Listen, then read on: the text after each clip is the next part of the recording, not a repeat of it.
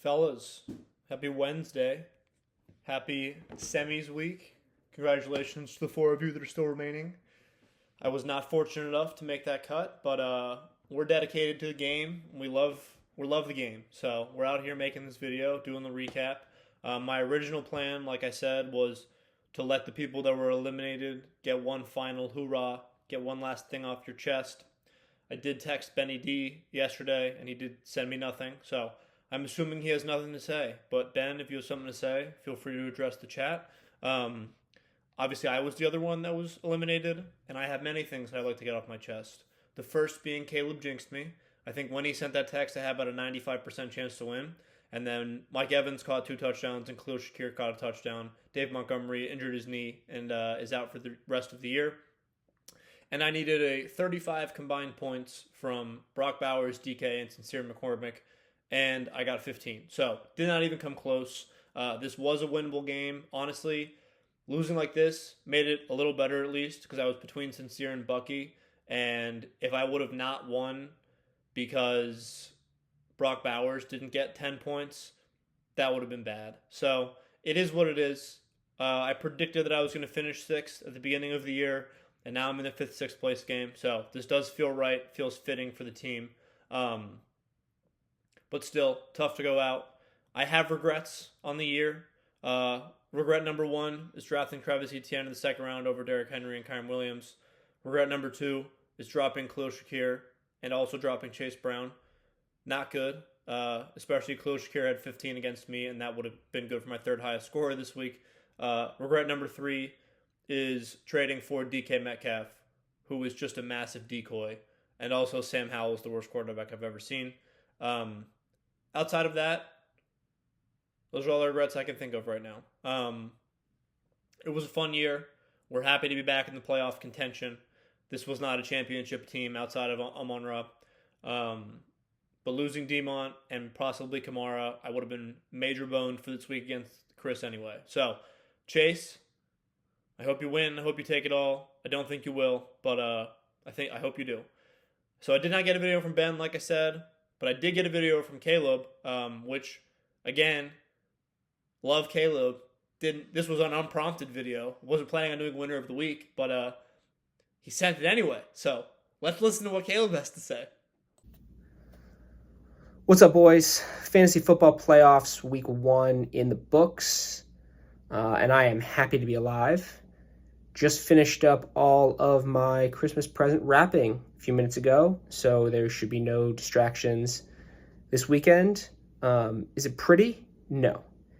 But did I use an appropriate amount of materials to get the job done?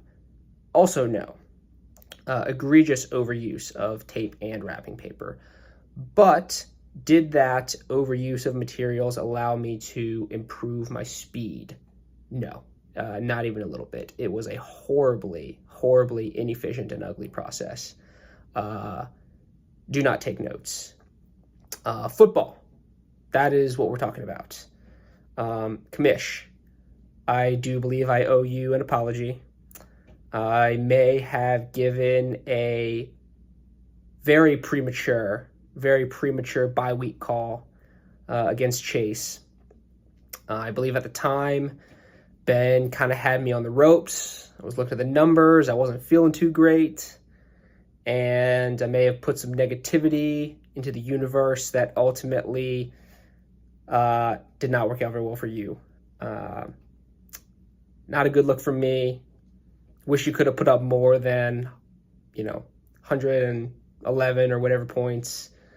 But yeah, we'll get better. We'll get better as an organization. We'll learn from this mistake. Try to do things like that in the future. Particularly with Ford coming up this week, I don't need the wrath of the fantasy gods because he does have Josh Allen. And I am really hoping that Josh Allen could not drop another 40 or 50 or 60 again. Like, I would love it if he could just keep it to 20 points against the Patriots. That would be swell. I like my odds if we can keep him in check. I do not like my odds if Josh Allen goes nuts. Ben, you put up a hell of a fight last week. I mean, like I said, I was on the ropes for a while there. It was intense. You put up 150. Probably deserved to win there. But hats off to you, man. I don't really know how the other matchup looks this week. Gill and Chase. Best luck to you guys too. But I don't know. Let's have a week, boys. Yes, Caleb, it was very nice hearing about your Christmas wrapping. Happy holidays to everyone. It's scary hours for Caleb's team. Jahmyr Gibbs with no Dave Montgomery, he's going to be unleashed. Caleb put up 165, highest score out of the playoff teams left, and that was with Cooper Kupp scoring 0. His biggest thing, this is the part where I think like the good managers get lucky. Either they get lucky or they do the proper research. The defense and kicker is like something you can pick each week. Caleb's defensive kicker had 32 and Ben's had 13. It was a 15-point game. Like, that's the difference right there. Bengals defense with 18, and honestly, they should have had another pick 6, but they got to drop it on the 1. Tyler Bass with 14 versus Jets defense with 3 and Jason Myers with 10. Jets defense isn't good. I was burned by them once this year. But yeah, Ben also reverse jinxed himself by saying the Cooper Kupp Devontae Adams show was awesome when Devontae had 0 at halftime, then Devontae finished with 42. So on Ben's side, in a losing effort, Joe Burrow with 16, Bijan with 14, Chuba disappointed with 8, T. Higgins with 19, George Kittle with 10, Rashad White with 14, Thielen disappointed with 10. He lost by 15. I mean, he was never going to play Jerome Ford over Chuba. He was never going to play Baker Mayfield over Joe Burrow this week. Like, those plays didn't make any sense. In theory, he could have won, but no one was making those calls. Caleb, Jane Daniel and Scary Terry looking like an A1 connection. D-Hop disappointed a little bit. Jonnu was great. Cortland Sutton was decent. Got that touchdown pass. 8 came with 14. And then Jahmyr Gibbs, who I think is now primed for a fantasy MVP run. It's going to be between him and Josh Allen. He's going to have at least 30 points this week. It's going to be scary. I would not be wanting to play against Caleb's team right now. My side of the matchup, me and Chase, very mid-performance. It looked like I had it in the bag after the 1 o'clock slate when all of Chase's team failed to show up except for Jerry Jeudy. And then Mike Evans caught 2 touchdowns and had 36 points. And Khalil Shakir had 15. So 125, not a super high scoring week, but obviously enough to get it done. My team just completely pooped themselves. Justin Herbert looked great in the first half and then didn't show up for the second half. Dave Montgomery tore his knee. Juwan Jennings was bad on Thursday Night Football. Brock Bowers. Desmond Ridder is just atrocious. DK Metcalf, he's horrible. And then Sincere McCormick. Everyone on the fantasy football subreddit, they're on the Sincere train. He gets hurt in the first half, doesn't return. Actually on IR for the rest of the year. He's done for the year. So, unfortunate. I think in theory, if I would have played Drake May over Justin Herbert, and I also would have played Travis Etienne and Bucky Irving, I could have won, but I wasn't going to do that. So, we take the L's on the chin. It is what it is. We had a good run. It was a good season. And we look forward to crowning this year's champion and sending out that Venmo to the lucky winner. Let's do our 2-3 matchup. Let's do Ford Caleb first. So 2 matchups left. Ford and Caleb, first one. Caleb's about an 8-point favorite, projected for 148. These teams have played twice this season. Ford, week 2, 142-131 victory, and then in week 10, 127-102 victory. I've said it, man. Jahmyr Gibbs. I would be scared to play against Jahmyr Gibbs. But Caleb's really got to be hoping Kenneth Walker comes back this week. I don't know if he will.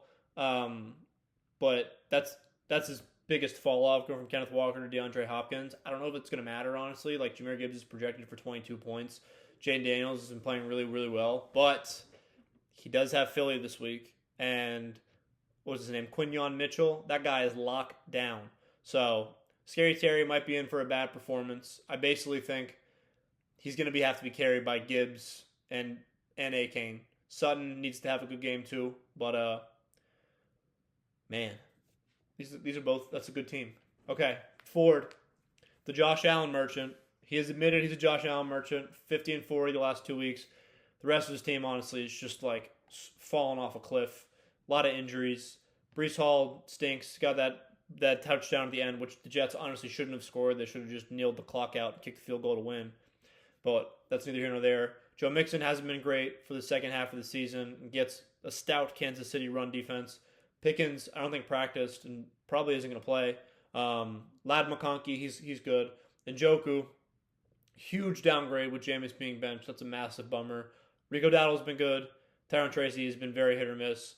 And then he's going with the Texans kicker and special teams. So, I mean, Ford is Josh Allen. So, like, he's in every game because he has Josh Allen. But the rest of his team is just so not as good as Caleb's. Especially if Pickens doesn't play. Like, literally the check mark is next to Caleb for every single position, assuming that Pickens doesn't play. I actually want to make sure that he didn't practice today before I start talking out of my butt. Yeah, he was a non-participant. So, I don't think he's going to play.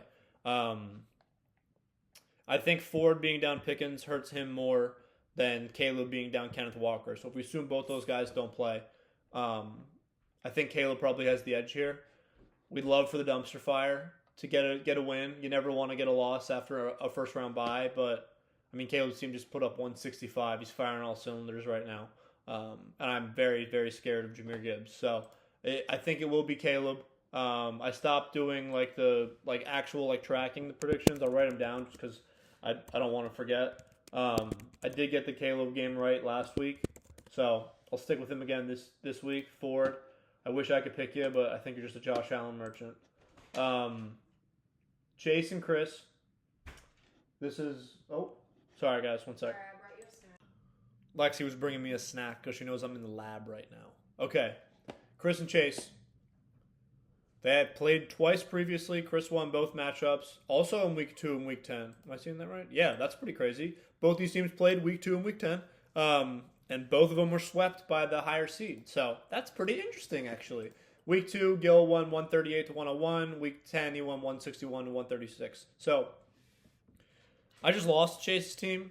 I think it makes sense that he's finally benching Brock Purdy. He's not been very good. Darnold's been playing super well. Jerry Jeudy obviously gets a massive downgrade with Jameis being benched. It honestly wouldn't surprise me if he ends up starting Keenan Allen over him this week with Detroit's depleted secondary, but he just beat me, so maybe he shouldn't listen to anything that I have to say. Packers defense is a great play against New Orleans this week. Chris Boswell's kicker one. Mike Evans, he needs 250 yards over these next couple weeks, and Baker has said that he's going to feed him. So Mike Evans, fantasy MVP question mark? People are asking. Tyreek stinks. Brian Robinson probably not going to have a good game. I'm playing against Derrick Henry in my other league, so I'm praying to God that he stinks again. But for Chase's sake, I hope he doesn't. Chris, his team's good. I don't know why he traded for Jonathan Taylor. Kyron's better than Jonathan Taylor. But he does have Lamar now, which is obviously very good. Lamar, James Cook, JT, Jamar, JSN, who's the real wide receiver one in Seattle. His tight end position's pretty weak. Kincaid hasn't been great. Zay Flowers, very good. Jordan Addison's been very good. Cardinals defense against Carolina, that's interesting. They have not been playing super well to my knowledge. Yeah. I guess that New England, they were good last week, but they had -4 against Seattle the week before. Chase McLaughlin's a great kicker. So, I think there's a reason Chris was the 1 seed. His team is much better than Chase's team. He's an 11-point favorite. I think Mike Evans probably goes off again. Yeah, I mean, I want to talk myself into taking Chase, but I don't know if I can. So, yeah, it's gonna be Chris here. Fellas, I appreciate you watching. I know it's a shorter video this week with only 2 matchups going on, but for those who watched, I appreciate it. For those still active in the chat, I appreciate you even more. And good luck to all those that are remaining.